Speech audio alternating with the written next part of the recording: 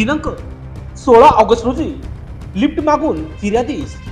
जबर दगडाने मारहाण करून सोन्याच्या दागिन्यासह ऐवज लंपास केल्याप्रकरणी उपनगर पोलीस ठाण्यात गुन्हा दाखल करण्यात आला होता. त्याच अनुषंगाने आरोपीचा शोध घेण्याच्या सूचना पोलीस आयुक्त संदीप कर्णिक यांनी गुंडाविरोधी पथकाला आदेशित केली होती. त्याच अनुषंगाने गुंडाविरोधी पथकाने गुप्त बातमीदारामार्फत मिळालेल्या माहितीनुसार भाजीपाला मार्केट पंचवटी येथे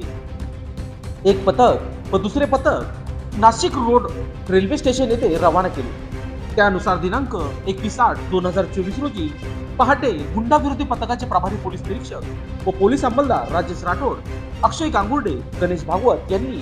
नाशिक रोड रेल्वे स्टेशन येथे सापळा लावून अनिल गौतम इंगळे वय वर्ष 22, राहणार भाजीपाला मार्केट